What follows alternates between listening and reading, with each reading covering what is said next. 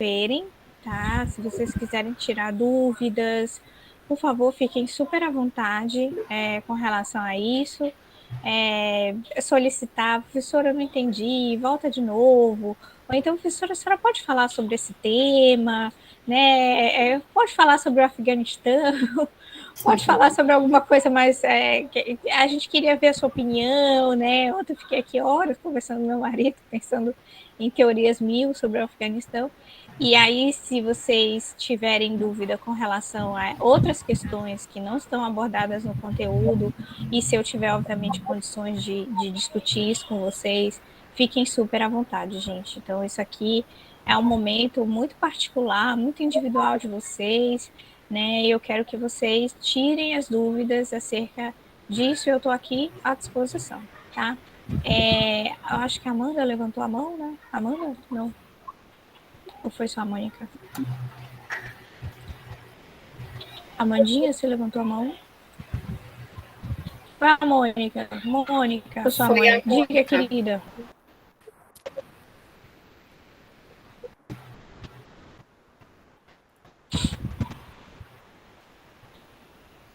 Mônica?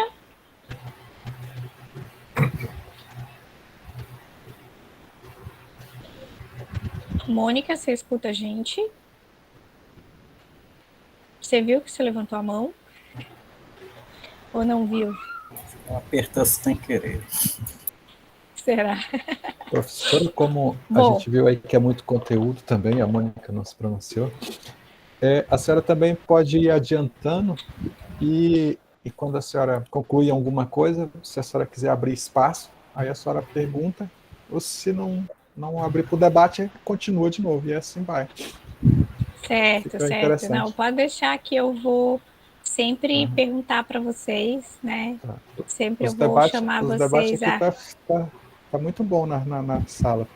Que bom, gente. Eu fico muito feliz, né? Porque vocês são um grupo pequeno, então a gente tenta ao máximo estimular vocês a participarem, mesmo de uma maneira virtual, né? Digamos assim.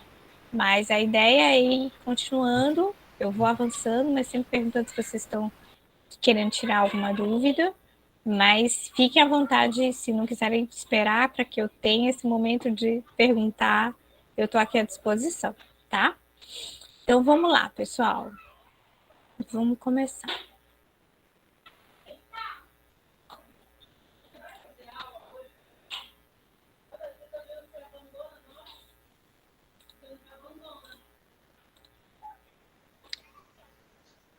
Bom, gente, é que eu tô no meu escritório e eu tô com um problema na porta. E as minhas filhas vão começar a aula de música. Então, se vocês escutarem alguma música, eu peço já desculpa pela confusão. A porta emperrou e vamos ter que trabalhar desse jeito. Então, eu já vou logo avisando se escutarem uma flauta. O negócio delas é fazer percussão. Elas adoram percussão. Enfim. E aí, qualquer barulho já sabe o que é. Eu peço desculpas. Bom, você já consegue ver a tela? Já. Sim, Legal. professora. Se eu... Professora, Diga.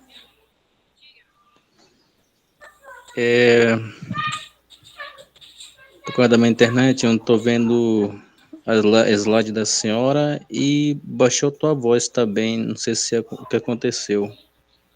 Baixou para todo mundo. Agora, Miguel, esses slides todos estão no Google Classroom. Então, você pode baixar Ah, ele tá. previamente, tá? Para você ter acesso a esse material. O que eu estou apresentando aqui já está lá. Ok. Ok? Vocês sentiram uma mudança no som, além do Miguel? Para mim ficou normal, professora. Normal. Miguel, o Dimas disse que está normal. Talvez seja alguma dificuldade sua aí, né, de aumentar o volume. Ah, tá. Acho que...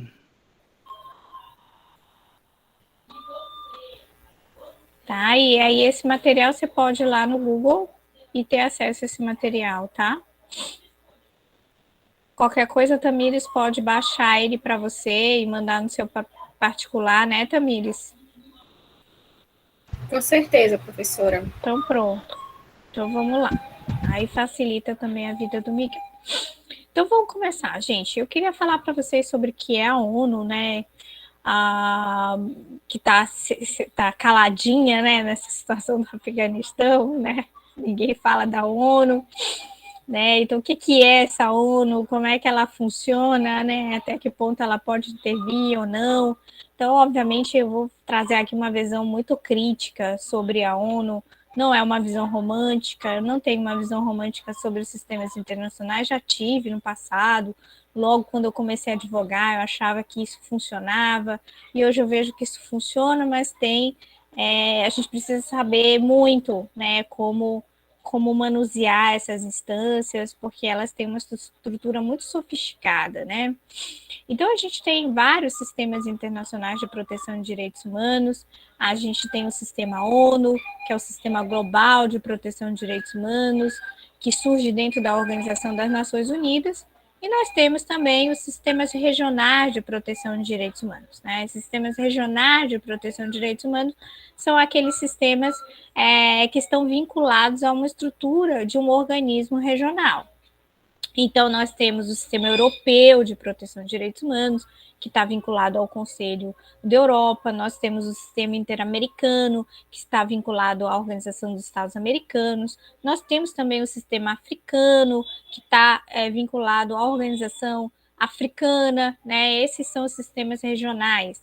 Esses sistemas regionais, eles vão congregar estados que fazem parte de uma estrutura geográfica, né? A partir da sua localização geográfica. A ONU não, a ONU engloba todos os estados, né, que fazem parte do mundo. Hoje a ONU tem 193 países, até geralmente eu costumo checar esse dado, mas a última vez que eu chequei são 193 países que fazem parte, né, e aí todo mundo está dizendo se o Afeganistão vai fazer parte ou não, que tem que se reconhecer ou não, aquela estrutura de Estado, mas isso é uma grande discussão que está posta, né, hoje, enfim, né?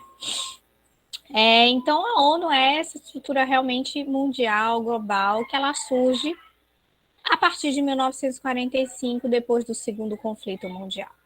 Depois do segundo conflito mundial, né, a gente tem, vamos dizer, todas aquelas revelações do Tribunal de Nuremberg que fazem com que a sociedade internacional ela realmente acorde diante de uma realidade, né, que visa não só reconhecer ao indivíduo, às pessoas, né, o seu direito, mas principalmente evitar ocorrências de guerras sucessivas, como aquilo que vinha acontecendo depois da Primeira Guerra Mundial, Segunda Guerra Mundial, a possibilidade, né, de uma Terceira Guerra Mundial, tendo em vista a bipolaridade que vai se instalar depois da Segunda Guerra Mundial.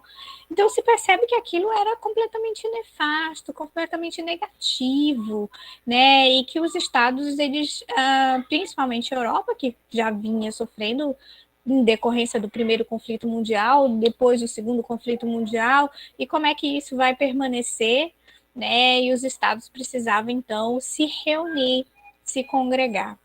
Né? E, sem dúvida nenhuma, a ONU é uma dessas organizações que acaba redefinindo muito as relações entre os estados. Né? Os estados antes se relacionavam a partir, principalmente, dos seus interesses individuais ou coletivos, isso permanece até hoje, mas a ONU ou outros organismos internacionais guardam uma importância também muito grande nas relações entre os estados. Né? Então, a gente percebe que muitos estados participam desses organismos internacionais com a finalidade de fazer parte desse movimento internacional, de se tornar parte desse movimento internacional, de encontrar ali dentro daquele fórum uma possibilidade de diálogo ou de discussão, né? E isso é algo que a gente não pode perder de vista nunca quando a gente fala de proteção internacional de direitos humanos, é de pensar que essa estrutura desses organismos internacionais como a ONU, a OEA, o Sistema Interamericano, eles são feitos pelos estados. Então, são os estados que criam essa estrutura. né? E certamente um Estado para gerar uma autorresponsabilidade é algo muito difícil, né? Então a gente precisa pensar nessas estruturas internacionais, como eu sempre falo para os meus alunos, elas são muito complexas e são ao mesmo tempo extremamente sofisticadas. São sofisticadas porque a gente tem ali relações entre os estados, né? E há uma realidade muito diferente na visão do próprio direito quando a gente fala de direito internacional. Né? Se a gente for falar de direito, né, de estrutura jurídica no Brasil, a gente pensa, a gente tem a norma, a gente tem a lei, a gente tem o procedimento, né, o processo o judiciário, que vai analisar aquele caso concreto e vai aplicar aquela norma dentro daquele caso concreto, gerando ali uma sanção, né, uma responsabilidade para uma das partes que buscam o judiciário para resolver aquela lide, para resolver aquele conflito, para resolver aquela demanda. A realidade, e não esqueçam disso nunca, eu sempre vou estar chamando vocês a isso, né? Não esqueçam que a realidade no âmbito internacional ela é uma realidade muito distinta. Porque a gente não está falando simplesmente, né, quem é esse julgador, quem é essa lide, né? Quem participa dessa lide? Participam dessa lide do Estado. De um lado, os indivíduos do outro, né? E vai julgar uma estrutura de poder que ela pode ser judicial ou não judicial, né? E que os estados realmente têm uma dificuldade muito grande de aceitar a sua responsabilidade em âmbito internacional. Há uma resistência, porque muitas das vezes eles não reconhecem determinadas instâncias como instâncias realmente que visem definir a sua responsabilidade internacional. E nós não temos sanção. Isso é importante. Então, se o Estado deixa de cumprir com uma medida de responsabilidade no âmbito internacional, ele não é sancionado. Nós não temos essa figura da sanção no âmbito internacional. Porque as relações, elas são relações internacionais, diplomáticas, de conciliação, de mediação. Historicamente foram assim, né? Então as relações internacionais, elas são muito pautadas nessa ideia, né, de diplomacia, de mediação, de acordo, né, e não propriamente de tensão. Então, são questões que é importante eu colocar e que vocês não podem perder de vista isso nunca, quando a gente estiver falando ou problematizando, né, essas instâncias internacionais, tá? Então, a ONU, essa estrutura, ela tem uma estrutura gigantesca. Eu vou mostrar que o organograma é algo invencível, enorme, a gente não consegue nem ler de tanta letrinha pequenininha que tem lá. O que eu vou apresentar para vocês aqui é muito rapidamente, né? Vou falar um pouco sobre essa estrutura geral que a ONU tem. A ONU, portanto, é criada em 1945, ela tem a sua sede principal nos Estados Unidos, né, em Nova York, mas toda a estrutura voltada para a temática de direitos humanos, né, os comitês, o conselho, os relatores, eles têm uma estrutura que funciona em Genebra, na Suíça, que, vamos dizer assim, é a segunda sede principal da ONU, né? E outra estrutura voltada para a temática de direitos humanos é o Alto Comissariado de Direitos Humanos, que tem alguns escritórios espalhados pelo mundo, né? Tem no Iraque, tem em Nairobi, tem em Santiago, em alguns países eles receberam, né, essa estrutura da ONU. Então, a estrutura principal fica em Nova York, para a gente, o dia a dia da temática de direitos humanos, ele opera, ele funciona em Genebra, né, na Suíça. E a gente falando assim parece muito distante, mas não é, né? Em função da pandemia, uma das coisas positivas é que a ONU realmente fez um esforço enorme para se virtualizar e tudo tem acontecido virtualmente, o que tem facilitado muito o acesso, né, a determinados espaços que antes tinha uma dificuldade muito grande, todo mundo tinha que se deslocar para os lugares e hoje a gente consegue fazer isso de maneira muito fácil, de maneira remota, que é bem interessante. Bom, a ONU tem a Assembleia Geral vamos dizer, o órgão mais democrático dentro da ONU, porque reúne os 193 países, né, em setembro, então a gente está próximo aí, mês que vem, próximo período de Assembleia Geral da ONU, né, então todos os estados se reúnem na sua sede principal, né, a gente tem assistido isso, obviamente tem acontecido de maneira remota, em função da pandemia, quem sabe agora, né, com o avanço da vacinação é possível voltar, né, a um sistema presencial. A Comissão Interamericana voltou recentemente a um sistema presencial, né, a Corte Interamericana ainda não, então vamos ver como é que a ONU também vai lidar aqui até nesse segundo semestre. Mas a Assembleia Geral é super importante para a gente, porque ali movimenta todas as representações de Estado e qualquer tratado para ser aprovado dentro da ONU, um tratado internacional, precisa passar pela Assembleia Geral. Então ela é um órgão super importante, porque ela aprova a elaboração dos tratados internacionais, a admissão de determinado Estado, né, sanções, né, que possam surgir no sentido, né, de você não atribuir uma responsabilidade internacional, mas suspender determinado país, deixa de fazer parte do, por exemplo, se o Afeganistão vai ou não continuar fazendo parte da ONU, quem decide é a Assembleia Geral, né? Então, ali a gente tem, vamos dizer assim, alguém levantou a mão, não consigo ver quem é, mas a gente, deixa eu só Sou eu, concluir. professor. Dimas? É o Dimas? Isso. Tá, deixa eu só concluir e já te dou a palavra.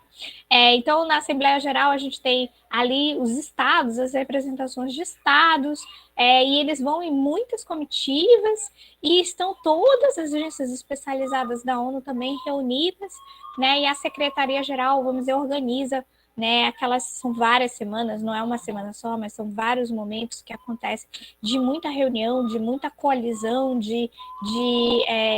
vamos dizer assim, conjuntos de estados, grupos de estados realmente se reunindo, definindo suas agendas, até mesmo individuais. Né? E antes de eu passar para o Dimas, sempre faço essa pergunta na sala de aula, né? Para ver aí quem ganha aí um ponto aí com a professora Cristina, né? Tem uns país que tradicionalmente faz a abertura dos trabalhos da Assembleia Geral, é o país que faz o discurso inaugural, ele que abre os trabalhos da Assembleia Geral todos os anos. E eu queria que quem souber, né, ganhe aí um ponto da professora para me dizer. Vão pensando enquanto eu dou a palavra para o Dimas. Fala, Dimas.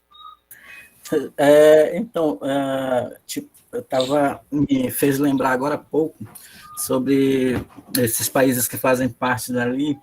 Eu acho que semana passada eu estava assistindo o Jornal da Cultura, saiu sobre a inadimplência que o Brasil está tendo com a ONU, né? Isso aí, em que repercute a estadia dele lá? Será? Ele vai perder alguma coisa? Ele vai ser sancionado vai ser pressionado para pagar? Como é que fica nessa situação o Brasil?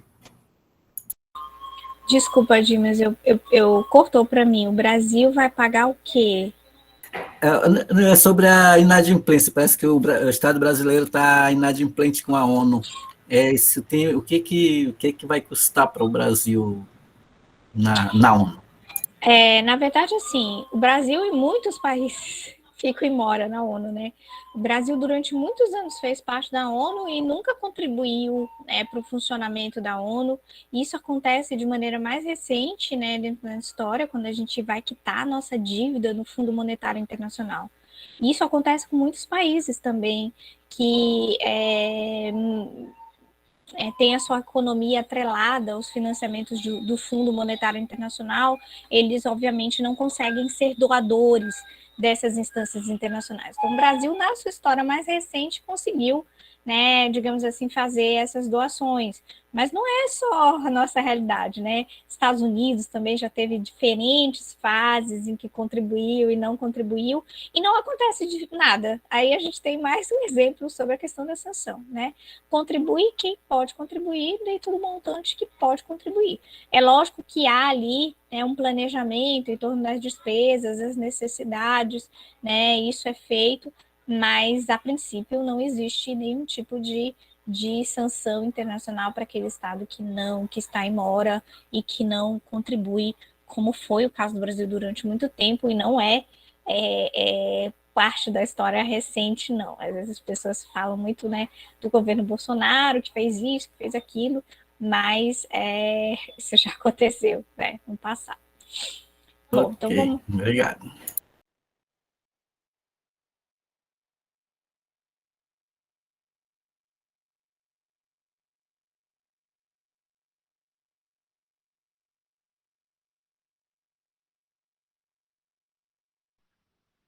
Professora, seu microfone está fechado. Pronto, desculpa, gente. Eu vou colocar aqui para vocês o Conselho Econômico e Social, é um órgão super importante dentro da ONU, obrigada por avisar. Ele reúne as principais agências, principais programas. Eu vou colocar uma tela horrível aqui, mas eu convido depois a vocês olharem com calma. É horrível porque a gente não consegue ler o que está aqui, mas se vocês conseguirem enxergar, por exemplo, esses grandes balões, assim, os maiores, né, e ver que o Conselho Econômico e Social para mim é da esquerda para a direita, parece a quarta coluna, né, e verem que todos esses balões praticamente saem do Conselho Econômico e Social aqui, a gente tem o Fundo Monetário Internacional, o PNUD, o Programa para Alimentação, Unicef, Unesco, né, a gente tem todas aquelas comissões de desenvolvimento social, tecnologia, de armamento nuclear, então tudo está aqui, gente, tudo está no Conselho Econômico e Social. E, dada essa importância dele reunir quase que toda a principal estrutura da ONU, nem todos os estados, diferente da Assembleia Geral, nem todos os estados fazem parte do Conselho Econômico e Social. Então, eles são eleitos de mandato, semelhante aos nossos congressistas, né, aqui no Brasil, o executivo, né, o legislativo, que tem um período de mandato, né, eles ficam ainda bem, né, só aquele períodozinho. E lá eles também são eleitos e nem todos os 193 países participam, a metade só, um pouco mais da metade dos estados participam e eles se estapeiam para ter acesso a isso, porque eles podem realmente, né, ter uma participação mais ativa nas agendas, né, de trabalho desses órgãos. Então é um órgão muito importante, o Conselho Econômico e Social. O Conselho de Tutela foi um órgão super importante porque ele trabalhou principalmente nos anos 90 para garantir a independência, né, de muitos países da Ásia e da África, né, e trabalha hoje com essas questões do Fundo Monetário Internacional, países que guardam dívidas externas, né, e que têm muita dificuldade de garantir a sua independência, a sua autonomia, né, o funcionamento do seu próprio Estado. Então, o Conselho de Tutela ele tem esse tipo de missão, né, de trabalho. A Corte Internacional de Justiça é o tribunal internacional dentro da ONU, mas não é um tribunal internacional que permite que nós, indivíduos, possamos acioná-lo, porque é um tribunal internacional que ele vai julgar litígios ou conflitos envolvendo estados, exclusivamente estados, tá? Então, um Estado litigando contra o Estado, nós, indivíduos, nós não podemos, né, recorrer a essa instância internacional e esse Tribunal Internacional do qual o professor Cansado Trindade faz parte atualmente na qualidade de juiz. A Secretaria-Geral, né, a gente tem aí, vocês não me responderam a minha pergunta sobre a Assembleia Geral, vou fazer a segunda pergunta. Quem é o secretário? É o Brasil, professora. Brasil, É o professora. Brasil. É o Brasil, quem foi que falou? Eu e a Mônica. Eu é quem? O Biratã e a Mônica. O Bira e a Mônica, muito bem. É o Brasil, né? Com muito orgulho. Bolsonaro vai lá, faz o discurso inaugural para a gente, né? E a Dilma, professora. A Dilma teve o privilégio de ser a primeira mulher a fazer essa abertura na história das aberturas da ONU. Exatamente, né? A gente tradicionalmente faz esse discurso inaugural, né? O Brasil é um país que tem uma política externa muito interessante, né? Um país que congrega muito, né? As pessoas costumam dizer dentro do âmbito internacional que é muito fácil dialogar com o Brasil, olha só. Essa é a nossa política externa. E o Brasil foi convidado, então, por ser esse país congregador, conciliador, né, para ter essa honra de fazer o discurso inaugural. Então, vamos esperar o que o nosso presidente vai falar, né, nas próximas semanas. Depois a gente volta a conversar. Eu me lembro que na graduação a gente fez até um bolão, eu e os alunos, quantos minutos o Bolsonaro iria falar, a gente brincava, né, porque os discursos dele são a jato, né, vapt-vupt. E a gente ficava brincando, né? E essa pressão toda, né, acerca do Bolsonaro, da questão climática, da questão da Amazônia, vira e mexe, volta à tona dentro da Assembleia Geral, né? Há uma, vamos dizer assim, né, logo o ano passado, logo depois da Assembleia Geral, teve a Conferência Mundial de Mudanças Climáticas, e mais uma vez o Brasil ficou ali naquela ciranda, né? Naquela roda. Alguém levantou a mão?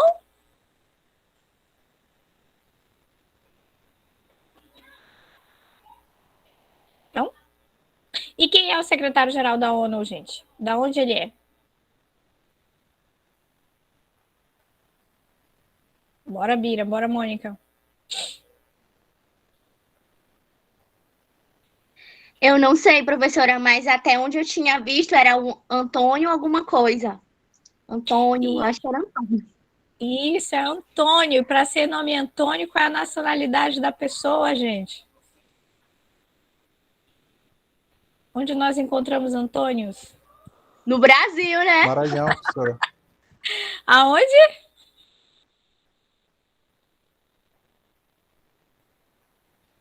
Alguém falou aí, além do Brasil, a Mônica falou, quem mais? Estava brincando, professora, falei Maranhão. Falou no Maranhão. Tem muito Antônio no Maranhão, Mônica, Priscila? Tem muito mesmo. Nos quilombos é o que rola. Tem muito Antônio no Maranhão. Sabe onde eu descobri que é a terra das Cristinas? Todo mundo lá é Cristina. A lei, assim, a gente tem a questão da Maria, né? Todo mundo é Maria aqui. Ou é primeiro ou é segundo nome. E lá eu descobri que todo mundo era Cristina. Era Juliana Cristina, Mônica Cristina, Priscila Cristina, Tamires Cristina, Rosane Cristina. Todo mundo era Cristina, minha filha minha, em Moçambique. E eu disse, nossa, eu devia ter nascido em Moçambique, gente, porque é só Cristina. Na verdade, o secretário-geral se chama Antônio Guterres e ele é português, de Portugal. A Secretaria-Geral, ela vamos dizer assim, esse órgão gestor, né? Administrar essa máquina toda, né? O funcionamento desse. Então, é ela que faz a administração, a gestão dessa estrutura, garantindo que a Assembleia funcione, o Conselho, enfim, todo. E o secretário, a Secretaria-Geral, ela tem, vamos dizer assim, o seu processo eleitoral, ele se dá de maneira também por mandato, e tem um que a gente chama de distribuição geográfica, né? O que é essa distribuição geográfica, né? Então, a cada período, né, de renovação do secretário-geral, se espera que pessoas de outra região do mundo sejam futuros secretário-geral, né? Então, antes do Antônio Guterres foi o Kofi Annan, que foi da Coreia do Sul. Antes do Kofi Annan foi Ban Ki-moon, troquei os nomes, o Ban Ki-moon foi da Coreia do Sul, e o Kofi Annan era de Gana, então da África, né? Então veja aí a África, a Ásia, a Europa, né? Então a gente fica aí na expectativa de um latino-americano, né?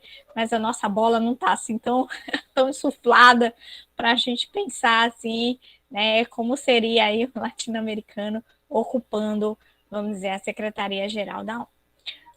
Bom, e o órgão assim, mais discutido dentro da ONU, sem dúvida nenhuma, é o Conselho de Segurança, né? O Conselho de Segurança, né? Hoje a gente vê a situação do Afeganistão, da Síria, né? E a gente se pergunta onde é que está a ONU? Está aqui, está no Conselho de Segurança, né? O Conselho de Segurança é aquele órgão que foi criado principalmente pela pentarquia, né, de países que venceram, né, a Segunda Guerra Mundial. Quem foram, pessoal, os países aliados vencedores da Segunda Guerra Mundial? Alguém pode falar para mim? Alguém lembra?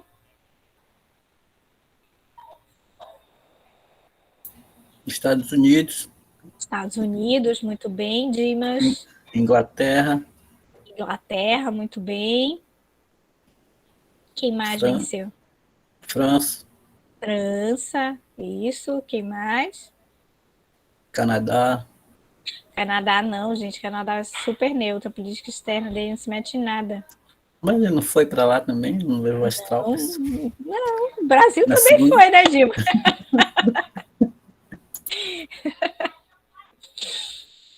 Quem mais, gente? França, Inglaterra, Estados Unidos, quem mais, gente?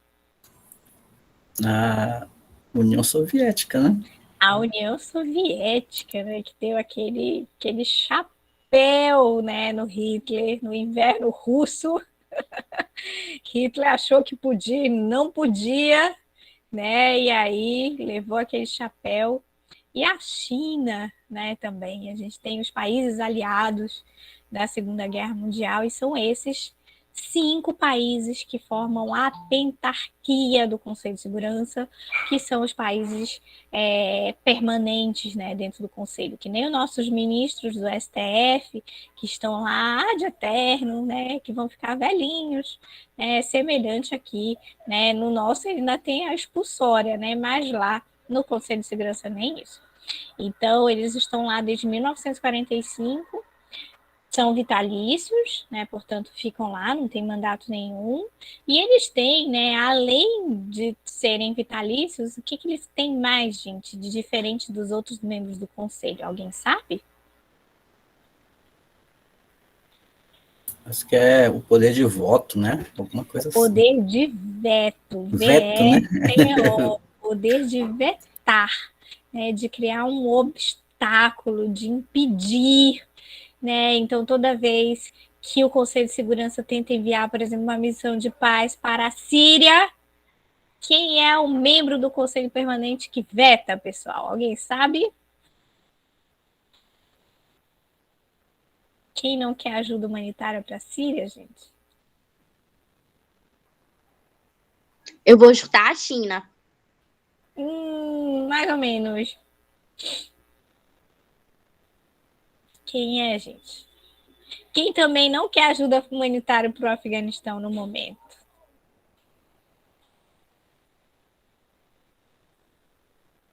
Ninguém? Bora chutar, gente!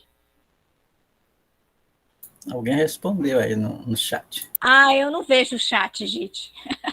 Alguém lê para mim, então. Eu chutei, professor, a Rússia. Quem chutou a Rússia? Abimael. Ah, Abimael, você acertou, querido! Achou de certeiro. Isso mesmo, né? A Rússia, né, que tem assim uma relação muito forte, né, com o ditador da Síria, né? E a Rússia já está muito de olho novamente, né? A Rússia já teve, né, em guerra no Afeganistão, já ocupou o território do Afeganistão durante muitas décadas, né? A antiga União Soviética, né, não a Rússia, né? E agora está de olho ali mais uma vez ela e a China, né, diante dessa saída nada honrosa dos Estados Unidos, né, e tentando ali uma relação, né, que a gente não sabe até quando vai ser uma relação duradoura com o Talibã. Então a gente vê aqui esse poder de veto, né, que o Dimas muito bem lembrou, né, é desempenhado pelos membros que são vitalícios, que são permanentes dentro do Conselho de Segurança. Esses 5 países decidem questões humanitárias. O Conselho de Segurança ele tem uma função. O objetivo dele é justamente zelar pela paz mundial, né? Garantir que crimes contra a humanidade, como aconteceram na Segunda Guerra Mundial, não venham a acontecer, né? E a gente percebe que hoje, né, a realidade, né, vamos dizer assim, gerada pela existência desse Conselho de Segurança, hoje a gente vive, né, essas gerações, né, novas, Mônica, Priscila, Casey, Jovelson, né, vão assistir ali, talvez durante muitas décadas em frente, os conflitos armados internos, né, como a situação do Afeganistão, da Síria, do Sudão, como foi Colômbia, né? Então, essa situação de conflito armado interno. A gente não tem os conflitos armados internacionais, como as guerras mundiais, né? Isso o Conselho de Segurança evita, mas as situações de conflito, sim, elas são interessantes para determinados países, né? Então, é muito mais fácil você pegar um ditador como, né, o Putin, dentro da Rússia, né, que já está lá há décadas dentro do governo, dialogar com outros ditadores, como o do Talibã, como um Gaddafi, né, como o ditador da Síria, né, flui, vamos dizer assim, a conversa entre esses grupos, né, do que determinadas estruturas democráticas, mesmo aquelas estruturas democráticas tão frágeis como a nossa, por exemplo, né, que a gente vive essa discussão em torno das instituições aqui no Brasil. Né? Então vejam que os permanentes eles ditam muito dessas regras acerca dos conflitos e nós temos os membros não permanentes. Esses membros não permanentes eles têm um mandato rotativo dentro do Conselho de Segurança, então eles vão sendo reeleitos. Né? Atualmente a gente tem a Noruega, o México, a Estônia, a Irlanda, a Índia, Níger, Quênia, Tunísia, Vietnã, São Vicente e Granadinas. Vejam que há uma distribuição também geográfica, países de todo do mundo fazem parte, nós do Brasil já fizemos parte do Conselho de Segurança como membro não permanente, e existe uma grande discussão aí em torno dessa reconfiguração, dadas críticas, né? Vocês imaginam que tem muita crítica para o funcionamento do Conselho, onde isso aqui é algo antigo, antes do Sudão do Sul entrar na ONU, por isso tem 192 países. Né? Dentro desse modelo, a gente teria novos membros permanentes, né? E do segundo modelo, a gente não teria novos membros permanentes, mas a gente teria ali membros não permanentes com mandatos diferentes, né? Isso não saiu do papel, isso foi uma proposta que o Kofi Annan fez ainda na virada do século, né? Gerando aí a necessidade da gente redefinir o Conselho de Segurança. Isso não saiu do papel e, obviamente, é aqueles 5 países que a gente viu ali, né, e relembramos, não são tão otimistas em ter novos membros permanentes, e muito se fala se esses membros permanentes teriam ou não esse poder de veto, esse poder mágico, né, de vetar determinadas resoluções, missões de paz ou qualquer coisa que seja, porque não interessa para eles. Alguém levantou a mão? Alguém quer fazer uma pergunta? É isso ou não? Sim, professora, fui eu. Ou não, Moniquinha? Diga, querida. Então, o Conselho de Segurança é o órgão mais importante da ONU, da estrutura da ONU. Isso? Ai, eu teria muita dificuldade de falar isso. Eu acho que eu poderia afirmar que ele é o órgão a mais criticado, mais comentado, né? Mas o Conselho Econômico e Social guarda uma importância muito grande, né? Porque ele dita muito das políticas institucionais dentro da ONU. A Assembleia Geral também tem uma importância muito grande, porque ali a gente tem as representações dos estados. Eu teria uma dificuldade de dizer, é o órgão mais importante, né? Nesse viés de questão de paz mundial, ele é o responsável, né? Então, aí você vê toda a inquietação, você vê toda a crítica, né, quando a gente assiste a situações de conflito armado interno, né, e a inoperância, né, do avanço de tropas de paz, né, e aí isso gera uma comoção. Mas o Conselho Econômico e Social, ele tem uma importância também muito grande, porque ele tem essas agências de cooperação, de fomento, que são essenciais para muitos países, né, em termos de autonomia, né, o Banco Mundial, enfim. Tá? Eu poderia afirmar dessa forma. Essa é a minha opinião. Acho que é o que fica mais em evidência também, né? Sim, né? Então, vamos dizer assim, nosso noticiário fala da questão de guerra, né? Isso que vende, isso que dá notícia. Mas dos acordos de cooperação, né? Daquilo que determinadas agências, por exemplo, a OIT, a Organização Internacional do Trabalho, que é tão importante para vocês, faz parte do Conselho Econômico e Social, né? Que tem uma importância muito grande em termos de normatização, de garantia de direitos. Então, eu não afastaria, né? Acho que não dá para dizer um é melhor do que o outro, ou mais importante que o outro. Professora, e atualmente o Brasil ele só está representado na Assembleia Geral, que é quando tem a reunião, ou tem algum outro lugar que o Brasil... Eu posso checar aqui, e colocar no grupo, mas o Brasil tem assento no Conselho de Direitos Humanos, tá, hoje. Não sei se ele tem assento no Conselho Econômico e Social, isso eu posso checar. Né? A gente tem o Cansado Trindade como juiz da Corte Internacional de Justiça, mas o Cansado Trindade não está ali representando o Brasil, ele não está ali a título de representação de Estado, mas ali a título pessoal, eu vou comentar mais um pouco como é essa representação, né? E o Brasil, ele tem também, eu teria que ver aqui nas principais agências se o Brasil, ele guarda, né, uma posição importante, mas o Brasil já presidiu a FAO, o Brasil já presidiu a Unicef, o Brasil já presidiu a Unesco, a gente já teve nessa história. Hoje eu não sei, realmente eu não sei, Mônica, eu tenho que dar uma olhada, porque isso também muda bastante, né, todo ano, porque tem eleição e tudo, eu realmente não sei. Mas do Conselho de Direitos Humanos, o Brasil, ele tem um assento, né, o Brasil, logo que o Bolsonaro assumiu, disse que ia largar o conselho, não largou, obviamente, porque aquilo era de boca para fora e tal, mas o Brasil, ele tem assento dentro do conselho e também é mandato, né? Então, eles são eleitos, terminam o mandato, são eleitos novos países, ok? Mas eu checo isso para ti. Alguém quer fazer mais uma pergunta? Posso continuar? Pode continuar, professor. Vamos lá, galerinha. Vamos lá, tem muita coisa para a gente falar. Bom, a gente tem uma série de tratados internacionais que são super importantes na ONU, né? Depois da Declaração Universal de 1948, que a gente conhece como aquele documento marco, né?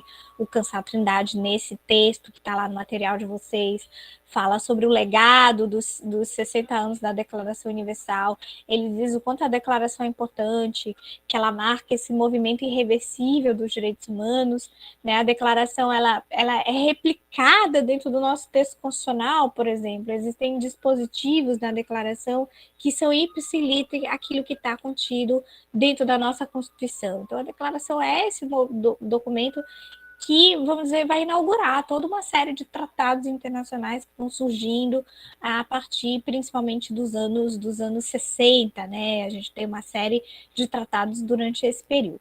E esses tratados internacionais, ora, eles são por temas que são importantes para a comunidade internacional, para a sociedade internacional, e que, portanto, mereciam um regramento dentro dessa comunidade internacional, ou então eles são focados para determinados grupos da sociedade que se entende que são grupos marginalizados, né, grupos que precisam, né, de uma visibilidade, de uma proteção especial, e a sociedade internacional, então, decide que é importante criar um tratado, né, que estabeleça ali obrigações gerais por parte do Estado, né?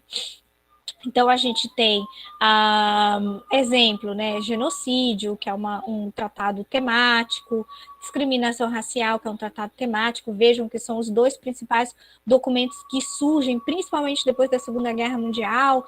Então, aquilo que eu dizia das revelações do Tribunal de Nuremberg, né, a perseguição aos judeus, aos ciganos, né, aos poloneses, né, e isso ficou muito clara a necessidade de proteção ou de impedir, né, ocorrências nesse sentido. E aí a gente tem esses dois tratados internacionais, genocídio e discriminação racial, né, como uma resposta depois da Segunda Guerra Mundial. Os dois pactos internacionais, Pacto Internacional de Direitos Econômicos, Sociais e Culturais, Pacto Internacional de Direitos Civis e Políticos, aí vem uma série de outros tratados depois desse pacto. Convenção sobre Mulheres, tortura, direito das crianças, né? Vem um protocolo facultativo específico sobre mulheres, mais um protocolo específico sobre crianças em conflitos armados, né? Uma realidade muito forte nos países da Ásia e da África, né? Então, estão se falando muito da questão das mulheres no Talibã,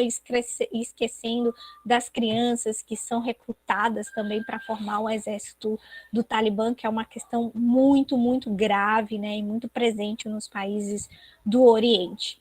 A Convenção sobre Prostituição e Pornografia Infantil, um protocolo específico, e as mais recentes sobre pessoas com deficiência, né? A gente tem um tratado específico, e para cada um desses tratados, pessoal, é isso que é difícil, para cada um desses documentos internacional que gerou obrigação para o Estado, então o Estado, quem é que cria, né? A antiga Comissão de Direitos Humanos hoje é o Conselho elabora, vai para a Assembleia Geral, a Assembleia Geral, então, aprova aquele documento e ela abre aquele documento para adesão e ratificação por parte dos Estados. Então, aquele documento ele não tem vigência, ele não produz efeitos a partir do momento que a Assembleia Geral aprova, porque é necessário que o número de estados se torne, e aí tecnicamente que nós chamamos, se torne parte daquele tratado. Os estados são membros da ONU e se tornam parte de um tratado internacional a partir do momento que fazem a adesão àquele documento. Então, o Estado ele pode ser parte da ONU, mas nunca ter se tornado, pode ser membro da ONU, mas nunca ter se tornado parte de tratado nenhum, ter se tornado signatário de tratado nenhum. Nós, por exemplo, no Brasil, só fomos tornar signatários de Tratado de Direitos Humanos depois com o processo de reabertura política no Brasil nos anos 90. Né? Isso vocês veem aí nessa cronologia que eu coloquei para vocês. Então, a Assembleia aprova, coloca aquele documento para adesão e ratificação por parte dos estados e quem quiser entra na regra do jogo. Quem quiser se torna parte do tratado. Ninguém é obrigado. Aí é o princípio da pacta sunt servanda, né? Da boa-fé. Eu vou aderir àquele tratado se eu quiser. E uma vez que eu faço esse processo de adesão e de ratificação, me torno parte, aquele tratado produz efeitos internamente para mim e a ONU começa a monitorar o cumprimento daquele tratado por parte daquele Estado que se obrigou, que se tornou parte daquele tratado internacional. E cada um desses órgãos cada um desses tratados internacionais tem um sistema para monitorar aquele Estado que se tornou parte daquele tratado internacional. Cada um desses tem. E por isso torna o acionamento da ONU um acionamento bastante complexo, porque a gente tem que entender que cada um é como a gente fala no direito, né, do microsistema do consumidor, do microsistema do direito ambiental. Aqui nós temos vários microsistemas, porque cada tratado internacional tem uma estrutura própria. Então, quando o Estado se torna parte daquele tratado internacional, ele vai se sujeitar àquelas regras. Né? E quem levantou a mão? Que eu escutei uns barulhinhos. Alguém levantou a mão? Professora. Diga, querida. Professora, tem diferença entre protocolo e convenção? Porque na OIT tem diferença entre recomendação e convenção. Aí na estrutura também tem? Excelente pergunta. Ótima pergunta. Né? Então, o que a gente tem, né, em termos gerais para comentar aqui? Tratado é o gênero, tá? Então, nós temos tratados internacionais de direitos humanos. Convenção, pacto, acordo, são espécies, tá? Então, são espécies. Então, vejam aqui que todos, vou botar esse slide aqui que tem mais nomezinhos, né? A gente não tem tratado, a gente tem nomes, a gente tem declaração, convenção, pacto, protocolo, né? A gente não tem tratado. Regra geral, o tratado, tirando, né, algumas outras, que eu falo Tratado do Rio, né, que na verdade tem outro nome, mas assim, regra geral, o tratado, ele é considerado o gênero e a gente tem as espécies. Os protocolos, aí a questão da recomendação, a gente vai comentar bastante quando a gente falar do sistema interamericano, qual é o conceito de recomendação, o que diz respeito à recomendação. Os protocolos, regra geral, eles são complementares, eles são acessórios. Lembrem da regra do direito civil, né, que a gente tem aquele bem principal e o bem acessório, parece mais ou menos aqui.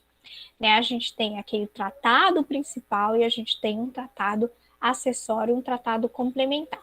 Então, vejam aqui, não sei se vocês percebem a marcação que eu vou fazer aqui, né, a gente tem a Convenção da ONU sobre Mulher.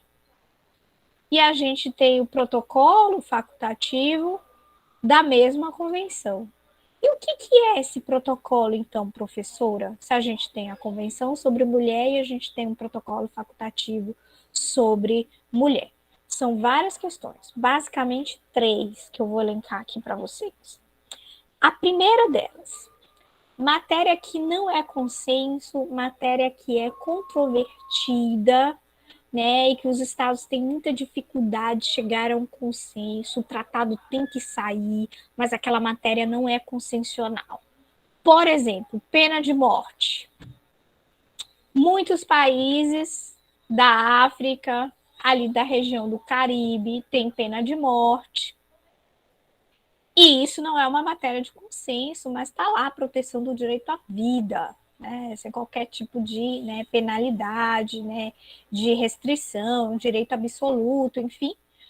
Mas alguns países adotam a questão da pena de morte. Então, o que se percebe? Aquele tema vai ser objeto de um protocolo complementar. Eu tenho tratado, e para aqueles estados que querem fazer restrição ou não restrição, eu tenho um protocolo adicional. Então, primeiro, matérias que não são processuais. Segunda, né, matérias, vamos dizer assim, que versem sobre o mecanismo de acesso. É o exemplo da Convenção sobre Mulher. Eu tenho tratado, criei as regras e obrigações, mas a possibilidade de eu ter uma responsabilidade internacional para aquele Estado que descumprir com aquela convenção, isso está contido no protocolo facultativo. Então, o Estado ele pode aderir ao tratado internacional, mas ele só vai ser responsabilizado internacionalmente, vai ter uma denúncia, essa denúncia vai envolver nós, indivíduos, nós vamos litigar contra o Estado, vamos exigir uma reparação se o Estado aderir ao protocolo facultativo, o protocolo complementar, o protocolo opcional também é uma das designações. Então, primeira exceção, os protocolos se referem a temas controversos.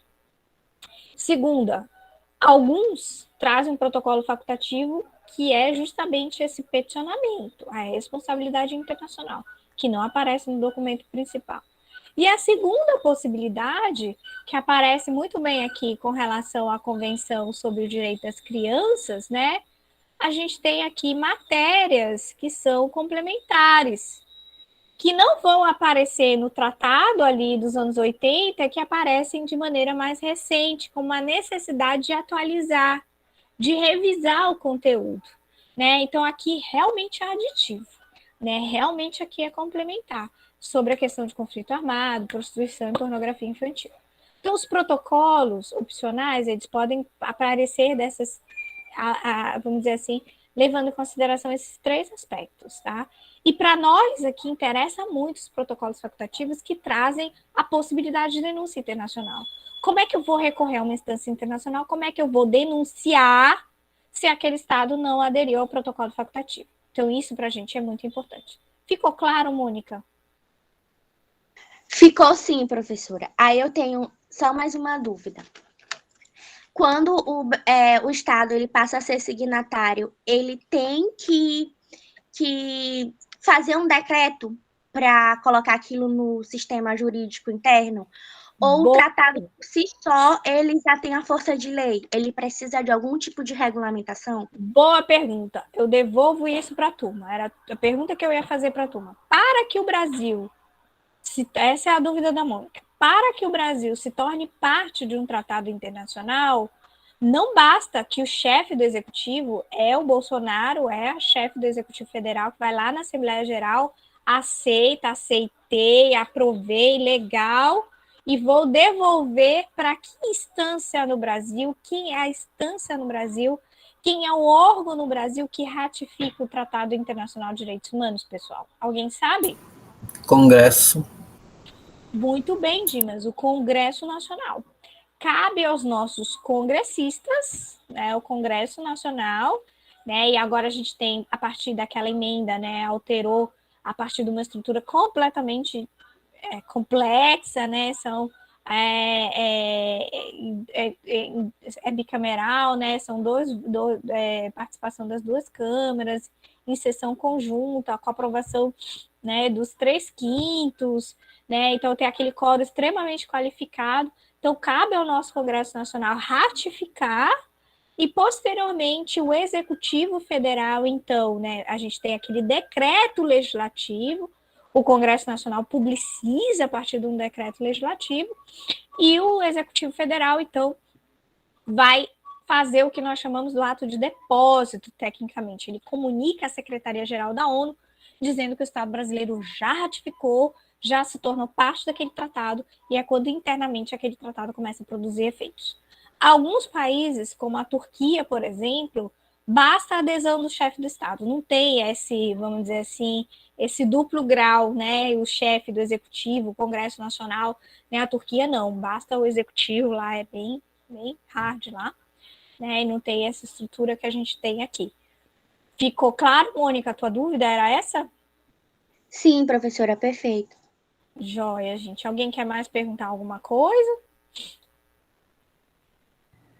Aqui, professor, Diga. é só uma pergunta mais sobre o decreto 5.051 de 2004, que no caso é a Convenção 69. Queria que a senhora falasse um pouco para a gente sobre a equiparação dela no contexto da Constituição, a partir do momento que ela foi Legal. aprovada pelo decreto. Legal, Abimael. Existe uma discussão, né?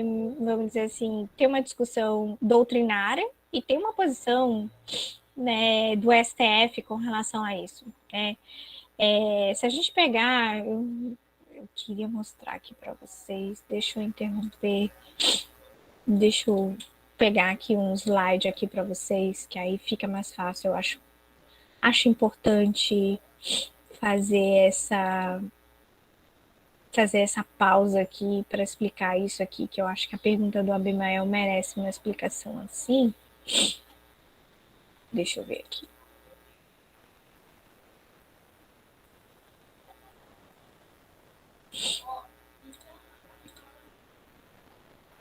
Eu estou procurando aqui uma aula que eu tenho sobre esse tema.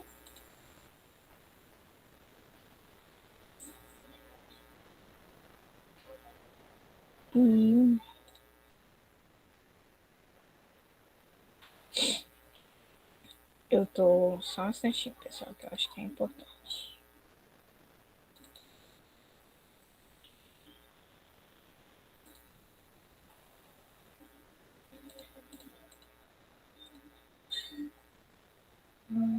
Achei. Eu queria colocar aqui o texto da Constituição para vocês.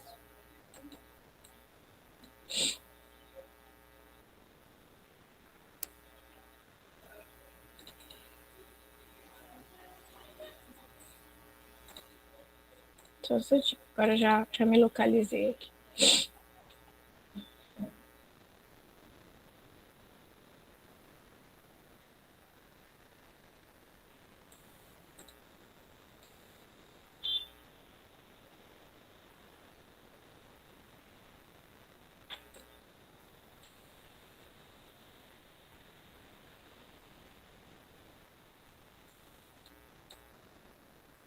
Só falta eu achar o...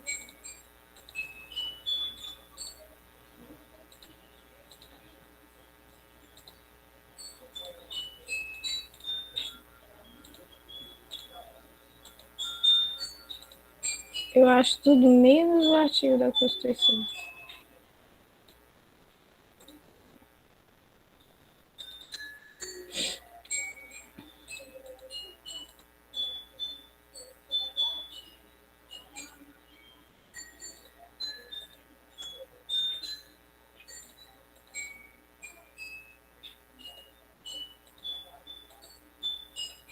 Ai, gente, vou ficar devendo, senão a gente vai demorar aqui.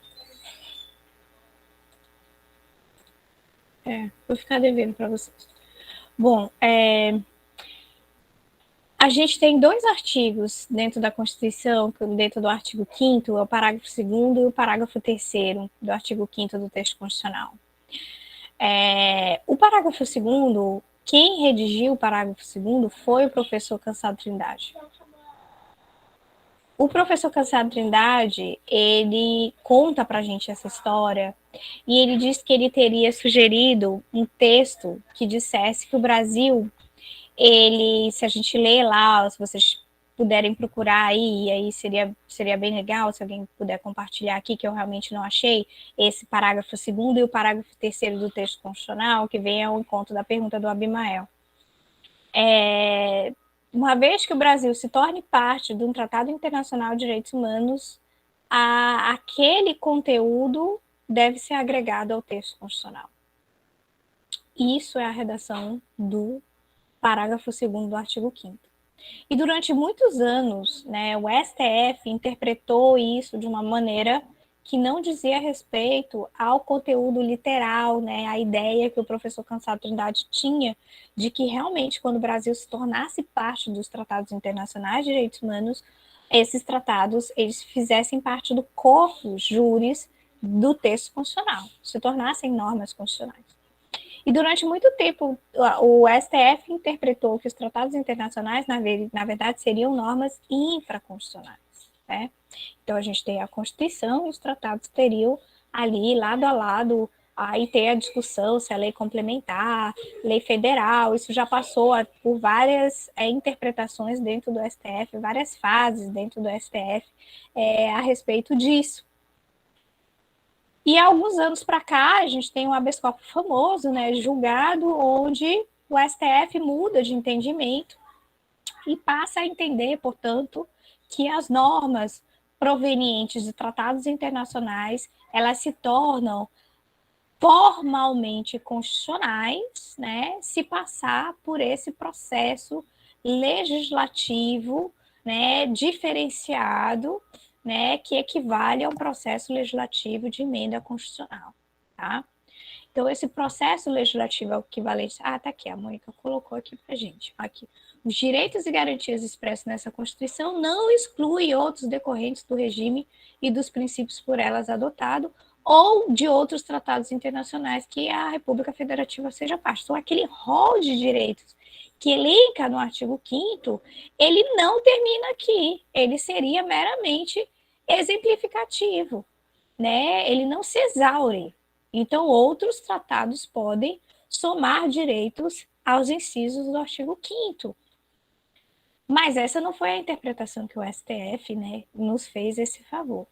E aí a gente tem a emenda constitucional 45 de 2004, que vem tentar, né, botar vamos dizer assim, uma pá de cal nessa discussão e diz aqui, olha a redundância, os tratados e convenções, não precisava ser.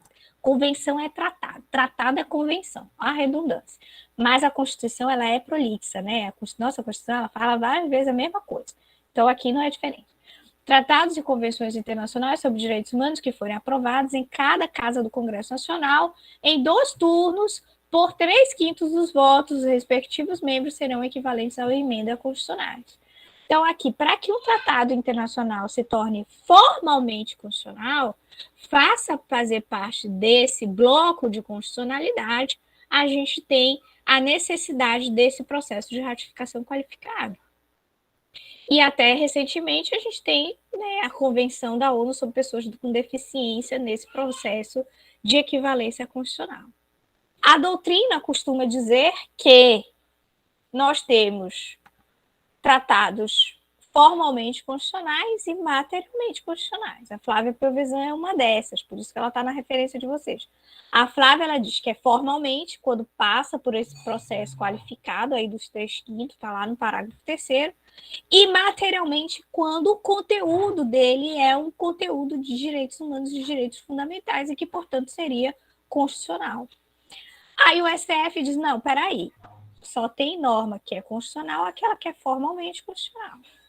Mas os tratados internacionais de direitos humanos são tratados, e aí vem a contribuição do Gilmar Mendes nesse habeas corpus, que ele vai dizer que criar ali, que eu chamo um limbo, né? Que o Maoeste festeja, eu acho odioso isso, né? Cria um limbo, né, das normas supralegais. Então, a gente tem a Constituição, nós temos as normas supralegais, que são os tratados, e abaixo das normas supralegais, as demais normas, normas ordinárias, lei complementar, enfim, né, medidas provisórias, portarias, etc.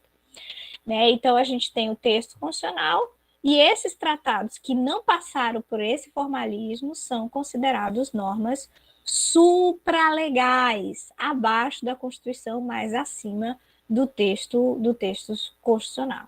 E aí quase todo mundo, Abimael, quase todo aquele conteúdo que eu mostrei ali é norma, né? É norma supralegal, mas não é norma formalmente incorporada ao texto constitucional. Isso dá uma discussão doutrinária, mas o STF acaba com essa discussão quando ele diz, não, é supralegal. Tá? Então, para que os tratados internacionais ratificados no Brasil antes de 2014, eles precisavam ser ratificados, alguns defendem que precisavam passar novamente por esse processo de ratificação aqui, né? É dificultoso para que se tornem normas não só materialmente, mas também formalmente constitucionais. Tá? Ficou claro, Abimael? Sim, professora. Então, a gente tem aí uma discussão jurisprudencial e doutrinária. Então, a Convenção 69, ela é supralegal, mas ela não faz parte, porque ela não foi formalmente, né, aprovada nesse fórum qualificado, então ela seria ali uma norma, vamos dizer assim, supralegal. Aí qual é a questão que é importante deixar claro aqui? Mesmo que não seja uma norma que faça parte do bloco de constitucionalidade, ela é uma norma que está acima dos demais textos normativos, né? E que a gente precisa dar importância para ela dentro da estrutura normativa que ela tem, dentro da hierarquia, melhor dizendo, normativa que ela tem dentro do nosso ordenamento jurídico, e que as pessoas realmente esquecem. É por isso que o estudo dos tratados, eles são tão importantes. A gente estuda a norma interna, mas a gente esquece de estudar as normas que estão acima das normas infraconstitucionais, que são os tratados internacionais. Né? Para vocês terem uma ideia, todo mundo na América Latina estuda direito internacional 2, 3 anos, só a gente que vê no semestre. Aliás, antes de eu começar o curso, eu deveria ter perguntado para vocês: quem estudou o sistema interamericano, quem estudou o sistema da ONU aqui, levante a mão. Eu tive noção. Pois é. Então, imagine, são normas supralegais, mas a gente só tem noção. A gente estuda a lei de introdução ao Código Civil, estuda o Código Civil, estuda o Código Penal, mas as normas dos tratados internacionais estão acima desses textos que a gente passa meses e meses estudando dentro da graduação. O Libério levantou a mão, a Mônica também. Professora, então, quando a gente fala naquele controle convencionalidade, são só, no entanto, nesse caso não entra as normas que estão nesse limbo que a senhora fala, né? Nem abaixo das leis infraconstitucionais, nem equivalente a constitucional, então, né? Não, beleza. Aí a gente tem o que a gente chama do controle de convencionalidade, né? Que é um outro exercício que a gente pode comentar aqui mais quando a gente estudar o sistema interamericano. Mônica. Professora, aí eu faço o link com a pergunta que eu fiz primeiro sobre como colocar isso dentro do ordenamento jurídico. Por quê? Porque agora o que está em questão é que Bolsonaro quer retirar o Brasil da convenção, né? Aí eu quero lhe perguntar, se é uma lei supralegal, ele pode fazer isso? E essa questão que o Abimael colocou, de não estar dentro da Constituição, isso torna ainda mais frágil o direito, a senhora não acha? Ou a senhora acha que uma lei supralegal não pode fragilizar? Eu concordo, né? Por isso que eu acho que a supralegalidade ela não é positiva. Uma UES acha linda a supralegalidade, eu acho horrível a supralegalidade. Porque eu não sei o que é pior, se é a supralegalidade ou se tornar a norma infraconstitucional como estava antes. Né? Eu acho extremamente negativo, porque você cria como se os direitos fundamentais, os direitos humanos, tivessem classes, né? Um é constitucional, o outro é supralegal.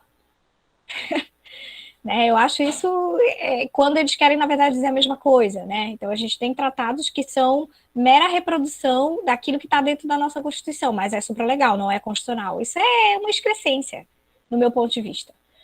E outra questão da Convenção 69, todo tratado internacional, lembre que eu dizia para vocês, abre-se ao processo de adesão. Né? Então, uma vez que é aprovado pela Assembleia Geral, convida-se os estados. Quem quer se tornar parte daquele tratado? Aí adere que quer. Os Estados Unidos, por exemplo, não é parte de tratado nenhum na face da Terra. Ele não aderiu a tratado nenhum. Né? Canadá também, né? O Dimas falou do Canadá ele tem o GERISA, Tratado Internacional. segue um pouco a linha norte-americana. Então, a gente adere ao tratado se a gente quiser. E uma vez que a gente adere, a gente se sujeita às regras do jogo, mas a gente pode renunciar. Que tecnicamente nós chamamos de ato de denúncia. Eu denuncio, eu não quero mais ser parte daquele tratado. Não quero mais brincar disso, não quero mais me sujeitar a essa regra desse jogo, né?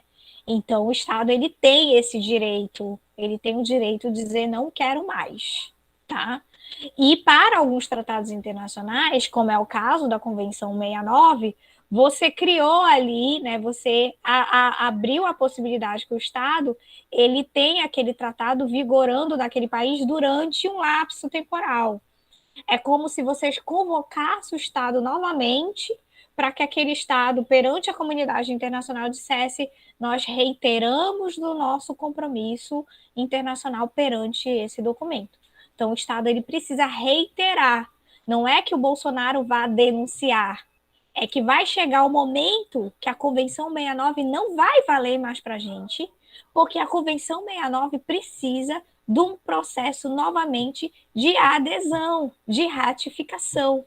Então, o Brasil vai ser chamado na OIT para dizer: quero continuar fazendo parte ou não da convenção. Vocês imaginam qual é o episódio que vai acontecer, se depender do nosso presidente, né? Então, a gente tem... Eu não sei se é 10 anos mesmo, eu acho que é 10 anos. Professor, então, o que é esse decreto que está rolando sobre essa denúncia? Porque tem um decreto rolando no Congresso sobre essa retirada do Brasil da convenção. Ele precisa desse processo? Não é retirada, é isso que eu estou explicando para vocês. O Brasil não vai se retirar. O Brasil ele precisa reiterar. Se o Brasil não fizer, tem uma data lá que o Brasil vai ser chamada. Se o Brasil não reiterar, nós vamos continuar fazendo parte, o Brasil deixa de fazer parte. Então, esse decreto não é para retirar, esse decreto é para que o Brasil, eu não conheço o teor do decreto, mas seria tecnicamente para que o Brasil reiterasse. Então, a gente tem a expectativa que o governo faça isso. Como cabe ao Executivo fazer isso e depois o Congresso Nacional reiterar, e vocês devem saber melhor do que eu que a Convenção 69, o Brasil foi um dos últimos países a aderir à Convenção 69, a gente está falando de um período recente, ela foi aberta para adesão muito antes do Brasil fazer, eu acho que agora foi 2009, então não tem tanto tempo assim, né, comparado a outros países da América Latina. Né? Então, o Brasil vai chegar um momento em que ela expira para a gente. O Brasil não precisa fazer nada. O Brasil não precisa denunciar. Ela vai expirar. Então não chamaria de denúncia. Estão chamando de denúncia, então, né, professora? Não é denúncia. Não é denúncia. Então, não é renúncia. Então, uma denúncia seria se não cumprisse esse lapso temporal, por exemplo, se fosse 10 anos, eu em 5 anos quisesse sair. Exatamente. Entendi. Exatamente isso.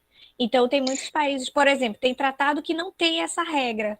Tem tratado que não tem essa regra e o país, como a Venezuela fez, não quero mais fazer parte da Convenção Americana de Direitos Humanos. Não sou mais parte. E se retirou. E para fazer a denúncia, não precisa formalizar internamente, não precisa rolar um decreto como está fazendo agora. Tipo, se o Brasil quisesse fazer a denúncia, ele fazia direto para a ONU. Cabe a chefia do Executivo. Não quero fazer mais parte. Certo. Não quero mais. Eu posso trazer para vocês na próxima aula, amanhã eu me comprometo a trazer esse decreto, vou dar uma pesquisada, ver exatamente qual é o teor, e vou trazer aqui para vocês o dispositivo da Convenção 69 que diz desse prazo de validade e da necessidade de reafirmação, né? O Estado ele tem que reafirmar o seu interesse de se tornar parte, que é muito esdrúxulo, né? Porque é um tratado que tem que renovar votos, né? Ou você casa, não sei como funciona isso para vocês, né?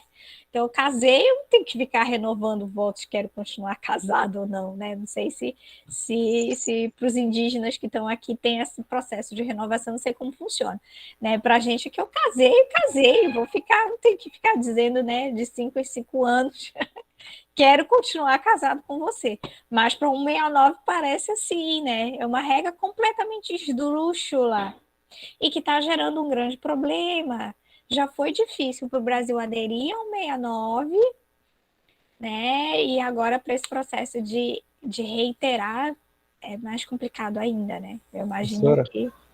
Diga. eu postei aí o decreto 177 do deputado federal Alceu Moreira, porque está havendo uma pressão muito grande com a bancada das mineradoras, que tem interesse, porque uma vez que sair a 169, essa questão da consulta prévia tudo mais, nós perdemos poder, né, as comunidades, as organizações. Então, esse é o entendimento que está tendo. Então, está havendo uma pressão muito grande para que o Bolsonaro denuncie a 169 e aí fica de fora. Mas também há uma pressão internacional, dos movimentos também aqui interno, que realmente não vai ser tão fácil assim. Simplesmente elaborar um decreto e no qual esse decreto dá autonomia para que o presidente possa denunciar. Tá, eu vou dar uma olhada nesse decreto, se ele é um decreto realmente que fala de renúncia, mas o que eu sei é que está sendo muito discutido sobre essa validade, né, da 169 em si, né, que nem demandaria um ato de renúncia por parte da chefia do executivo. Né? Foi por isso que eu perguntei, professora, que eu olhei esse decreto, que o Bolsonaro, ele afirma, aliás, a denúncia dele, o principal motivo é que ele fala que a Convenção 69, ele está impedindo o desenvolvimento do Brasil por causa dessas afirmações do consentimento livre, prévio e informado. Professora, só mais uma pergunta, rapidinho, por favor. Fique à vontade. Então, se o Brasil, se perder essa validade, o Brasil não renovar, né, os votos de casamento com a OIT, como é que fica todo o direito que é embasado juridicamente na convenção? Aí que eu entro na questão da supralegalidade. O direito, então, ele vai ficar inconstitucional, mesmo versando sobre direitos humanos, todo o direito que versa, que tem como fundamento jurídico a convenção, ele fica inconstitucional? Na verdade, se o Brasil não renova a Convenção 69, a Convenção 69 não faz mais parte do nosso ordenamento jurídico. Ela não existe mais dentro da nossa estrutura jurídica no Brasil normativa. Nós não vamos ter mais o 69. A gente não é parte mais do tratado. Então, a 69 ela não vigora mais no Brasil, ela não produz efeitos no Brasil. Esse é o risco. Então, a gente não fala mais se ela é supralegal, ela passa a ser o quê? Infralegal? Não, ela deixa de existir. Ela é eliminada do nosso ordenamento jurídico. Como uma norma que pode ser revogada. No caso, ela nem vai ser revogada, porque ela não vai ser reiterada. Então, ela não produz mais efeitos. Essa é a grande discussão. Mas tem como a gente continuar falando de consulta livre, prévia, informada? Sim. Por outros canais, por outros tratados do qual o Estado brasileiro já é parte. No caso, para nós, professoras, nós vamos ficar à mercê da política implantada pelo próprio sistema do IBAMA e tudo mais, que tem algumas coisas que falam a respeito dessa consulta, mas não tão como é a 169. Sim, sem dúvida nenhuma, né? A 169 é a legislação mais importante com relação ao processo de consulta, eu não tenho dúvida. Mas existem outros tratados que não falam explicitamente da 169, mas que vem sendo interpretado por tribunais internacionais de que a consulta ela deve ser feita a povos tradicionais e que essa consulta deve ser livre, prévia, informada, né, com todos aqueles requisitos que a 169 ela apresenta. Eu não tenho dúvida, não tem nenhum outro tratado internacional que se assemelhe ao 169, mas a gente tem outras alternativas. O ideal é que a 169 ela seja novamente reiterada por parte do Estado brasileiro, né? Então, a situação ela é muito caótica, ela é muito urgente. Mas eu me comprometo em trazer esse PL, trazer o texto que eu quero que vocês vejam aqui, vou colocar isso no slide, quero que vocês vejam aqui o que diz esse teor para a gente ler junto, né? E qual é a consequência, né? A gente até fez uma discussão rápida no meu grupo de pesquisa, qual é esse lapso temporal, quando é que o Estado realmente denuncia, se é esse ano, se é ano que vem, enfim, né? Então tem uma discussão bastante interessante, eu vou trazer isso na próxima aula para vocês, tá bom? Tá bom, não tá, né? A situação é complicada. Mas vamos avançar? Bem mais tensa, né, professora? Essa Mas discussão da ideia de denúncia para que o Brasil se retire da Convenção 69. E aí a senhora traz uma coisa que a gente discute, direito penal. Ninguém pode ser condenado em virtude se a lei for deixar ou não de existir, né? Ou seja, todos os processos que hoje existem, que tem como embasamento a Convenção 69, seria desconsiderado. Seria isso? E o que tem de interessante na 69 é que ela nem trata, por exemplo, de um lapso temporal, porque uma vez que você renuncia, né, o Estado, não quero mais, quero o divórcio, né? Está falando com a Mônica, quero o divórcio, não quero mais, não quero fazer mais parte dessa relação conjugal. Mas tem um lapso temporal que, olha, ela vai continuar produzindo efeito justamente para que o Estado não se exima da responsabilidade por atos produzidos até a época em que ele fez a denúncia. Então, isso também precisa ser observado. Tá? O que é importante vocês entenderem aqui é o Instituto da Denúncia, que é o Instituto da Renúncia, eu não quero mais, né? E todo o tratado internacional prevê essa regra, né? Então, é um tratado, por isso que tem muita gente que discute que essa regra do direito dos tratados não poderia ser permitida por um tratado internacional de direitos humanos, porque como é que o Estado faz parte e de repente quer renunciar?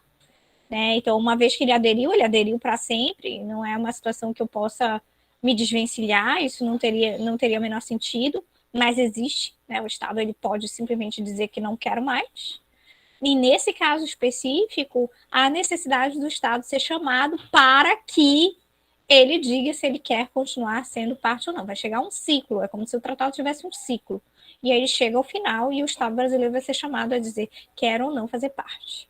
Né? E aí a gente tem que passar por todo um processo legislativo que não é simples. Imagina um Congresso Nacional que é muito dividido como o nosso, né? Por isso que os tratados internacionais têm muita dificuldade de se tornar matérias formalmente constitucionais. Professora, a discussão está nessa situação. Por que do decreto? Exatamente porque a lógica jurídica se para aceitar teve que passar pelo Congresso, por que agora simplesmente uma denúncia do Poder Executivo, ou seja, o presidente, denunciar já é o suficiente?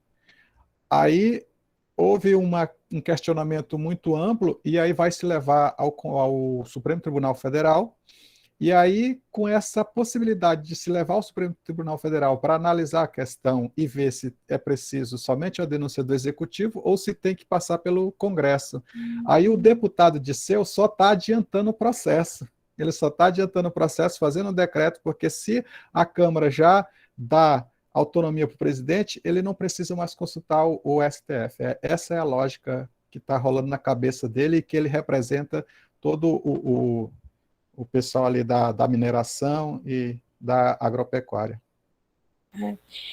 Só quem pode interpretar, né, a Constituição é o Supremo, né, pelos dispositivos da Constituição, cabe ao chefe do Executivo essa representação, né, no âmbito internacional, né, então eu até brinco com os meus alunos que eu acho que é muito legal da gente litigar em âmbito internacional é que sempre a gente vai estar litigando contra a República Federativa do Brasil, sempre no polo passivo da ação é o Bolsonaro, então isso é fantástico, né? Então eu acho assim formidável, acho que é um estímulo, é um plus a mais, mas a representação de Estado perante os organismos internacionais cabe ao chefe do Executivo, e quem define essa atribuição, essa competência é o texto constitucional.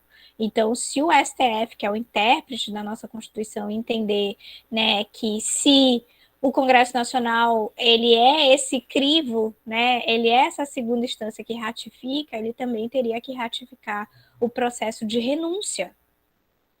Mas a renúncia, até onde vai o que diz o texto constitucional, compete ao chefe do executivo, né?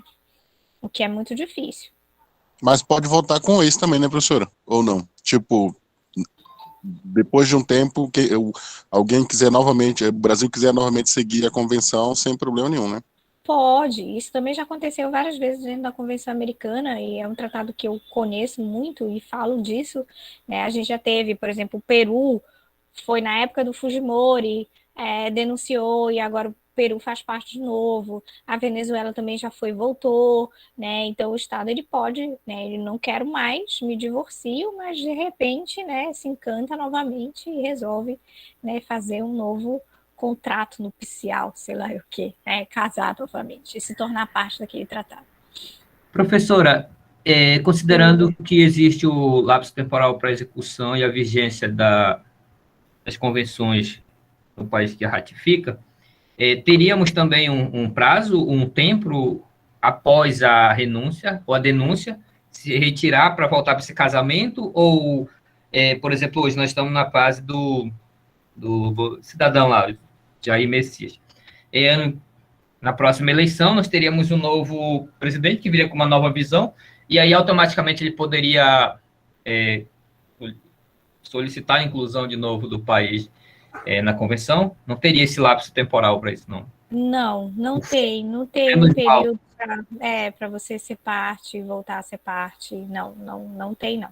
Você pode fazer essa adesão em qualquer tempo, em qualquer momento, né? E isso é muito típico dos estados, né? Que mudam suas representações de estado, de governo, né? Muda o governo, muda a representação do estado, e aí então eles passam a fazer adesão ou passam também a denunciar, né? Não querem fazer parte.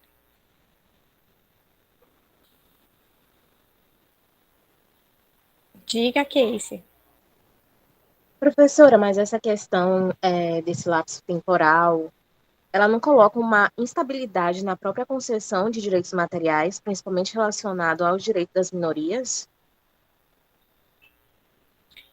Bom, o lapso temporal de você... eu não entendi. É um lapso de você conceder e depois ter o direito suspenso Isso, e a depois respeito voltar? da convenção, no caso. Sim, eu não tenho dúvida, né? Por isso que eu comentei há pouco que tem muita gente que advoga a ideia, que da onde vem essa regra? Essa regra vem de um tratado internacional chamado Convenção de Viena sobre os Direitos dos Tratados, que é de 1969, do qual o Estado brasileiro faz parte também.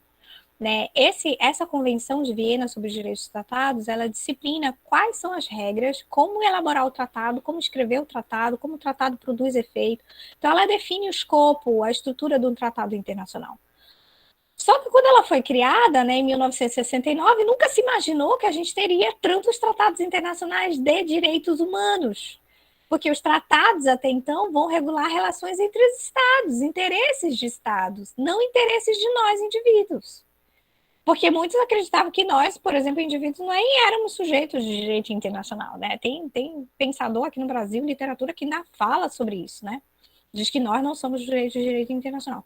Então, quando começam a surgir esses tratados internacionais de direitos humanos, percebe-se que muitas regras não poderiam ser aplicadas.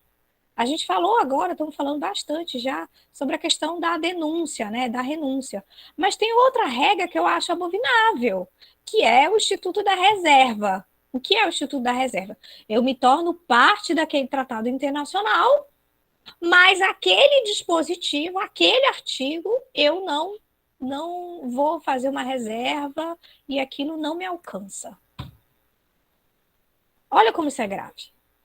Então, eu tenho um tratado internacional contra a discriminação racial, eu tenho um tratado internacional sobre mulher, né, sobre criança, mas eu digo, olha, aquele dispositivo aqui, ele não me alcança, vou fazer reserva. Vou dar um exemplo para vocês de um caso que eu acho formidável, para vocês entenderem a reserva e como ela é tão grave quanto a denúncia que a gente está comentando agora aqui. O caso é de um menino no Paraguai. No Paraguai, o alistamento militar ele era obrigatório para crianças de 15 a 18 anos. Então, no Paraguai, até pouco tempo, gente, estou falando isso virado século, né? Os meninos tinham que prestar serviço militar obrigatório. Um menino de 15 anos serviu ao exército. E lá no Paraguai tem uma etnia, não sei qual é, talvez vocês saibam melhor do que eu, que diz que o primogênito, ele deve servir aos pais, à família. Ele não pode, inclusive, constituir sua própria família. Ele não casa, ele tem que servir ao pai. E esse menino que serviu, ele era o primogênito. O menino, ele foi torturado e assassinado dentro de um quartel, porque ele ultrapassou o período das festas de Natal, que ele deveria ficar com a família, ele chegou dia depois. E por ele chegar dias depois, ele foi penalizado, torturado e assassinado. Então, dias depois do Natal e final do ano, a família recebeu o caixão do menino lacrado. Quando a família abre, ela encontra o corpo completamente com marcas de tortura, com o glóbulo ocular, o olho fora do lugar, e ele resolve fazer uma perícia.